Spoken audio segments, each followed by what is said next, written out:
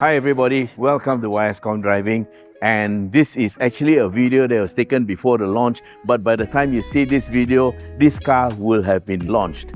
We have an estimated price which is between 38,000 to 49,500. We will give you the actual prices at the back of the video.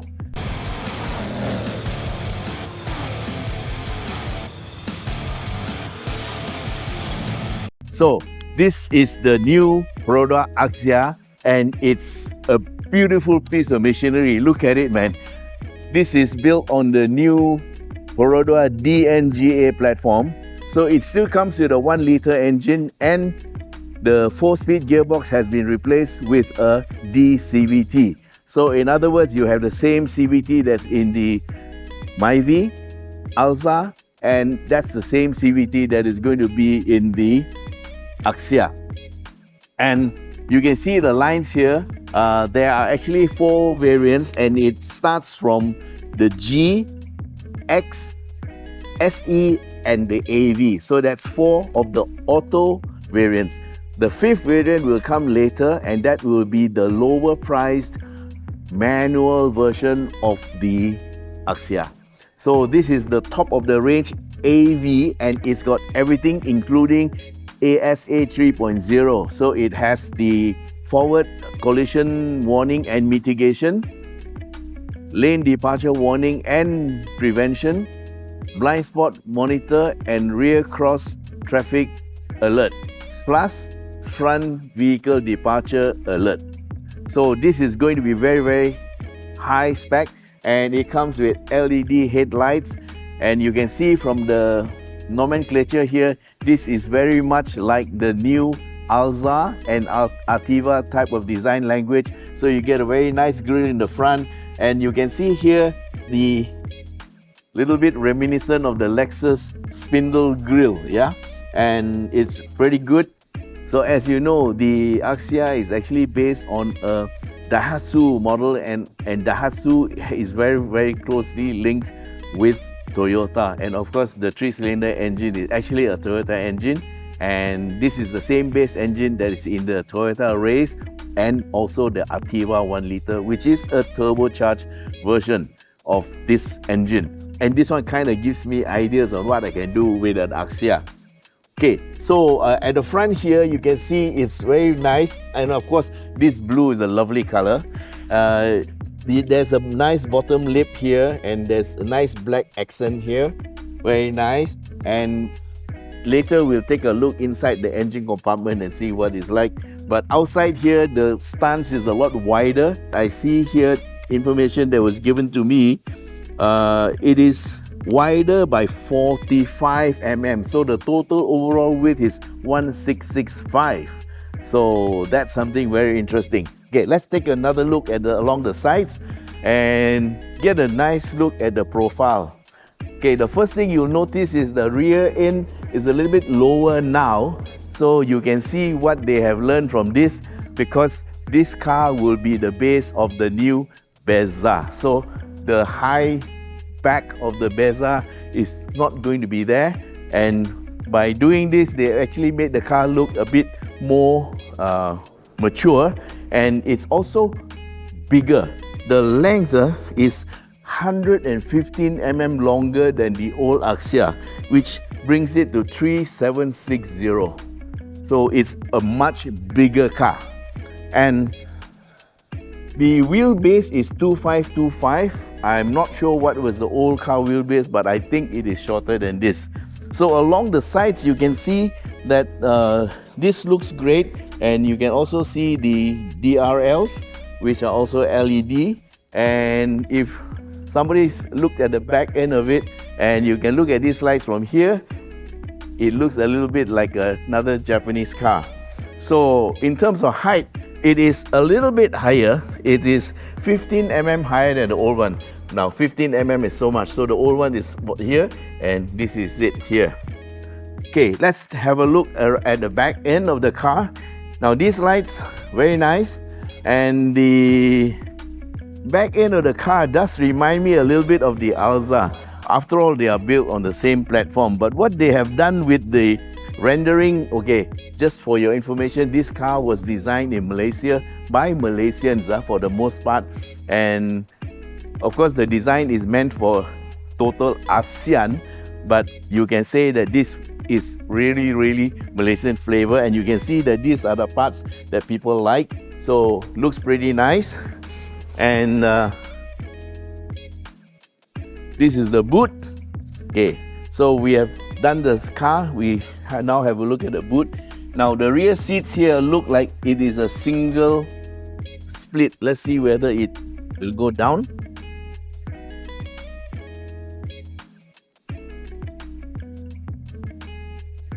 Okay, it needs to open both sides.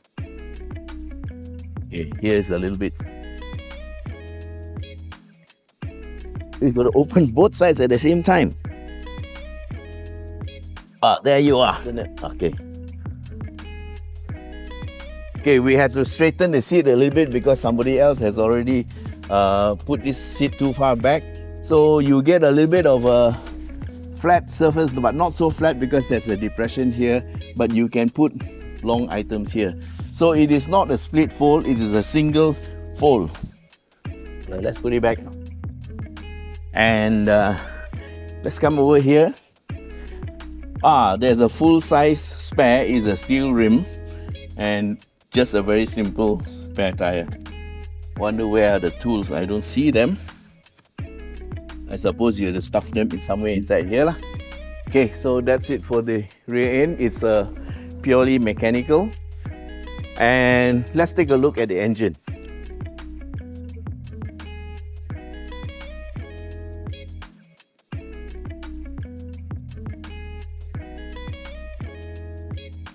Here we go. Okay. Here's the traditional little stick. And this is the same 1 liter engine that is in the existing Axia. Well, BH petrol has always been my preferred fuel. I use it for my daily driver and my test cars. It has the latest German additives to provide maximum protection for your engine. It keeps your injectors clean and reduces friction. So in the end, you get superior fuel economy, your engine lasts longer because it runs cleaner, and you get a cleaner environment. BH petrol is the right choice. And it's carried forward to here.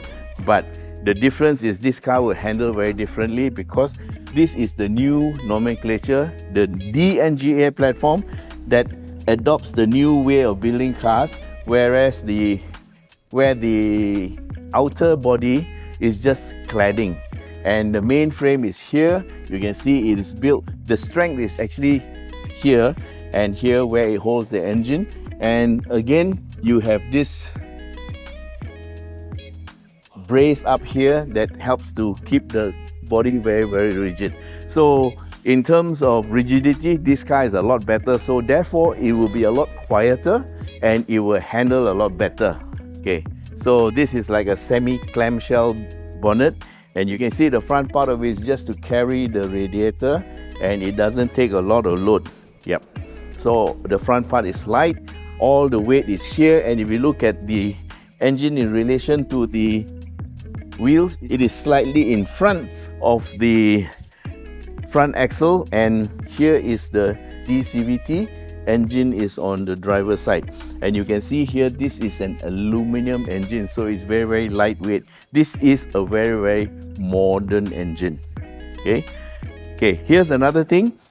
Due to customer requests about flash floods in Kuala Lumpur, you will notice this is the intake of the car, and this is very, very high up, is at the headlight level.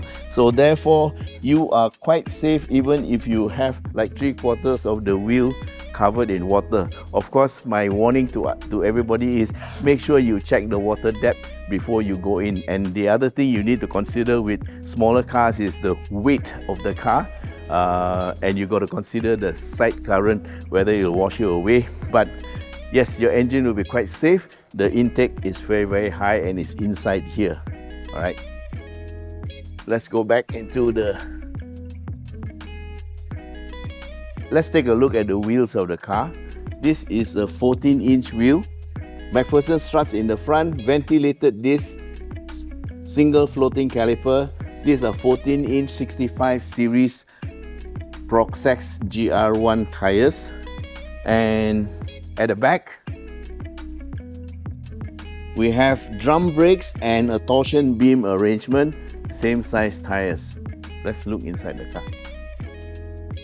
Okay, inside, let's see. Yeah, mechanical adjustments for the seat. Wow, fore and aft, very, very good. So you get even a 6-footer. Yes, a 6-footer could sit in this car without any problem. Of course, the back passenger will have his space compromised. Let's check the steering. Steering is for, yeah, only up, down, no in, out. It's got the same meter cluster as the Ativa and Myvi, I think. And this is very, very much like Alza, except for one or two things that are different. Yes, remembering that they are all built on the same platform.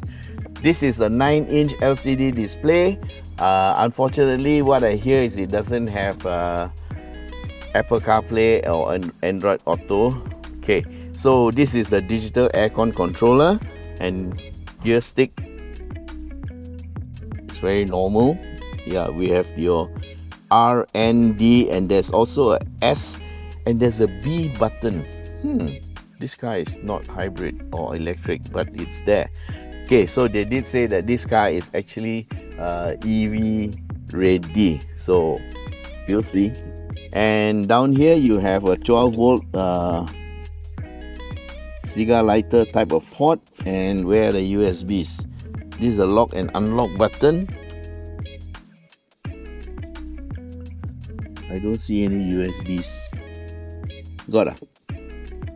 Huh? Don't have ah? Oh yeah, there's a USB port here, and I think this is the only one that's here. Of course, you get this keyless start, no pedal shifters.